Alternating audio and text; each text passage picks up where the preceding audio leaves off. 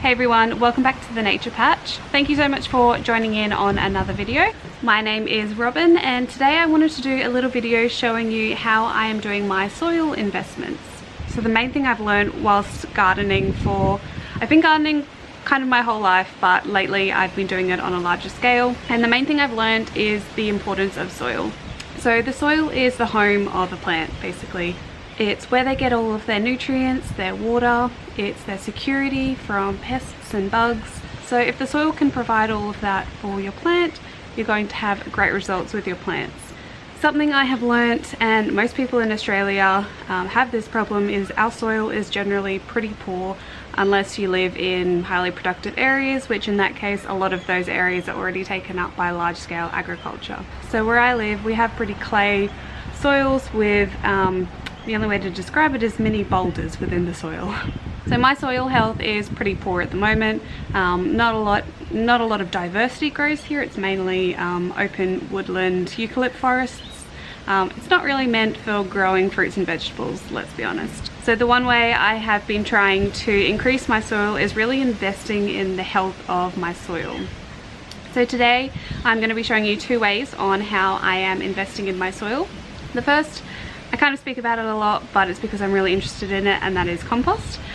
So today I am going to be topping up my big compost pile, and I'll be showing you what I'm putting in that and why. And the next investment that I'm doing is actually planting a cover crop for summer. Some people might think that's a little weird because spring and summer is generally the best growing season, but where I live we get ridiculously hot temperatures in summer, and actually winter is our optimal growing season here. So today I'm going to be planting up a bed and getting it ready for summer, which sounds really weird, but I need to cover it with something so that I don't have weeds, but predominantly so that I can eventually, when autumn comes around, I can chop it and drop it to add nitrogen and health back to the soil. So unfortunately I'm dealing with some pretty annoying wind problems at the moment. We're in a really windy part of the year where we get afternoon gusts and gusty thunderstorms come through, so I don't know what the weather's going to be like, but I will be doing some voiceovers here to make this video a little bit more legible for you all. But I thought I would talk about the cover crop that I have chosen for the bed, which I'll show you in a little bit. So the cover crop I've chosen is pigeon pea. So these are the seeds here for pigeon pea. I've soaked these for half the day. They do better if they are soaked for a little bit. And I'm just drying them on some paper towel. So pigeon pea is a legume. It grows to about 2 to 4 meters high, and it's got like a woody structure that grows into a bush-like plant. And the reason I chose that one is I actually got these seeds from a food swap from a local guy around here, and he grows this as the cover crop, and he said it grows really well. So I'm going to use this one because I know that it grows well in my soil type here. So fingers crossed it does well. So the legumes are a natural nitrogen fixer, so they not only fix nitrogen through their nodules in their roots and the very bottom part of their stem, but you can also cut them for mulch as they grow, or you can chop the whole plant when it gets to maturity and work it back into the soil to return that nitrogen and organic matter into the soil. That's one that I'm going to be planting, and I also have a few little mustard seeds that I weren't too keen on this mustard green variety, this Chinese mustard green, so I'm just going to sprinkle this around and then eventually work that into the soil as well. So I am going to put a voiceover on this next part, but first let's go fix the compost and then we can plant our cover crops.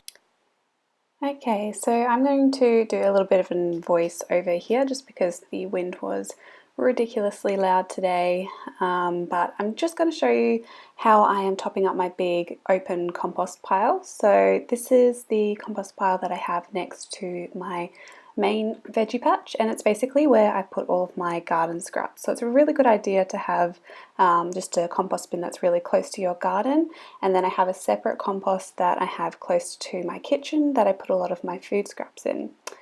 So this is the bin here. I made it out of just some stakes and a bit of animal wire. It was super cheap and super easy. I just staked all 4 into the ground and then wrapped some wire around it.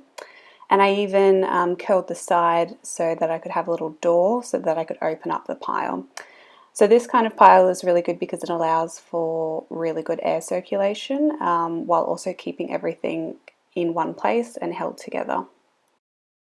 I found that this method has worked really well so far for me. So all of these leaves in here were from a recent guy who came over and cleaned out our gutters. So I asked for all of the bags of leaves that he had, and I just put them all in one compost, and that's got a really good base for this bin here. So what I'm doing now is I'm just fluffing it all up. I'm removing some of the leaves just because I wanted to use that as mulch on the garden, and just giving it a little fluff up just to get a little bit of air in there before I add on my manure that I've collected.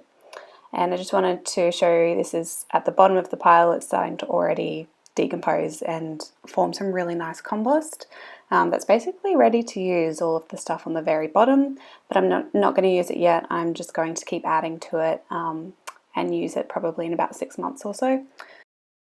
So I actually have donkeys around me. I live in a very horsey area, and there's some donkeys up the road, and the owners always have donkey manure on the side of the road for really cheap.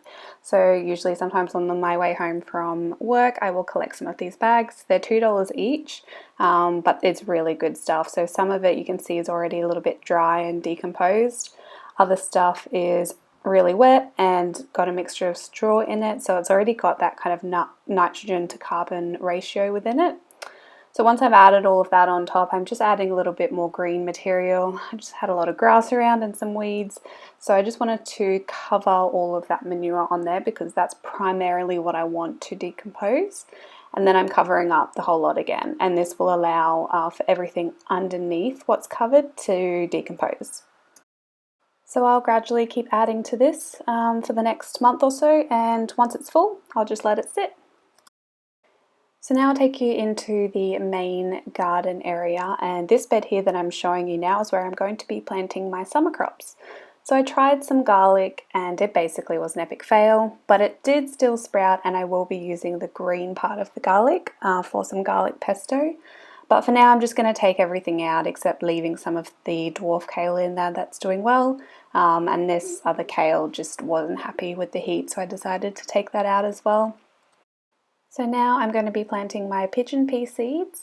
I've already got a few holes around where the kale and garlic was, and within that the soil is really nice and well broken down. So I'm putting 2 seeds in either hole, and I'm also experimenting over here where the soil is really rock hard, as you can kind of see.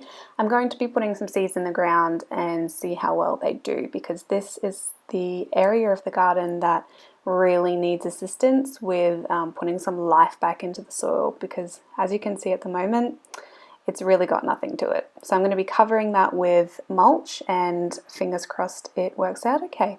So I really hope you enjoyed this video today. This is just a little harvest of what I have, and I hope you learned a little bit about how I'm investing in my soil. I would love to know what the techniques you're doing yourself, so please share in the comments below, and I will see you in my next video. Happy gardening, everyone!